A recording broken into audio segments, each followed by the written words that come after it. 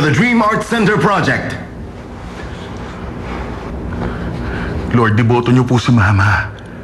Nagpunta pa ako sa simbahan kaninang madaling araw para lang po magdasal.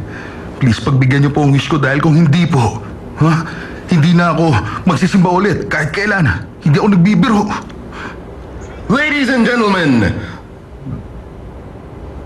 the winner is Mirai Construction.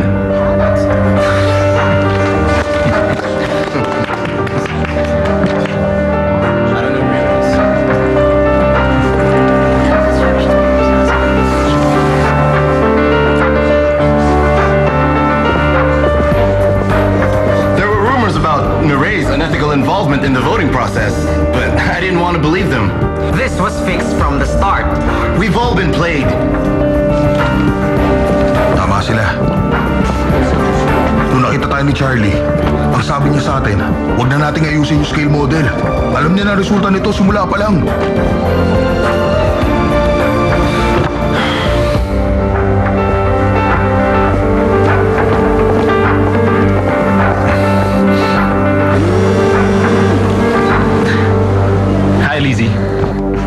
Sinabi mo na? Hindi pa. Pero promise, sasabihin ko na sa kanya ang tungkol doon. Wala ka nang dapat ipag-alala. Sana nga masabi mo na. Hello? Hello? Grabe siya. Lagi na lang niya ako binabagsakan ng phone. Mr. Kim, pahingi nga ako ng isang invitation. Sir, basahin niyo po ito. Sige na.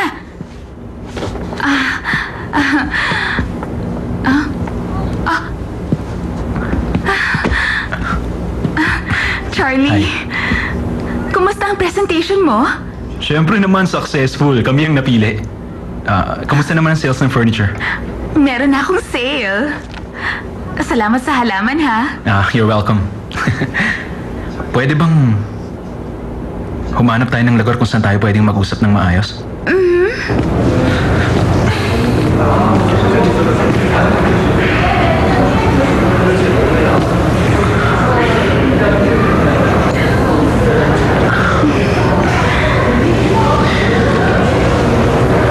Hindi ko alam kung paano ko sisimulan.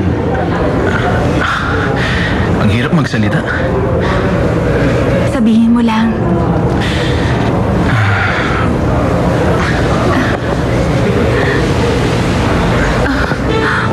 Charlie, ano bang ginagawa mo? Bakit ka lumuluhod?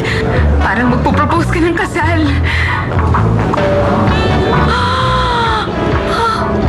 Teka, gusto mo nang magpakasal?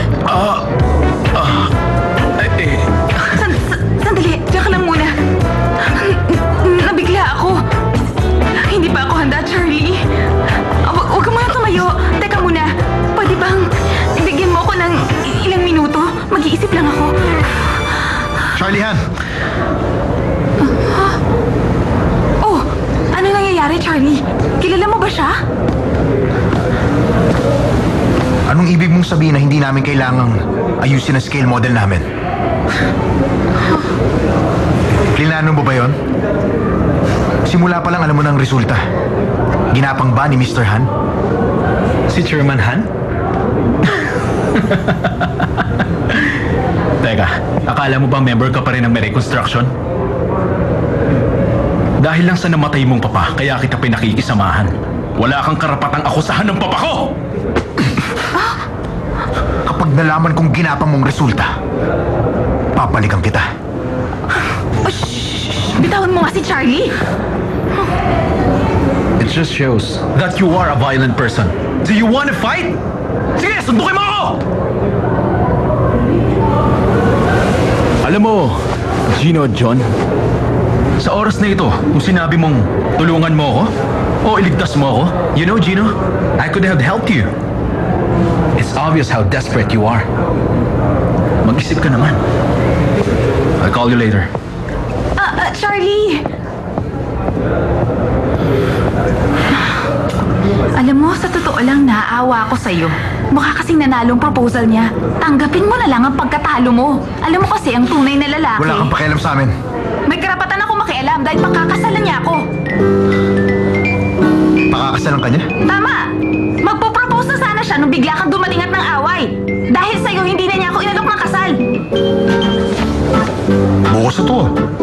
dapat ang kasal ninyo? Ewan ko, pero kung natuloy ang pag-propose niya sa akin kanina, siguro, sa fall na. Teka nga, bakit mo ba tinatanong pati ang kasal namin?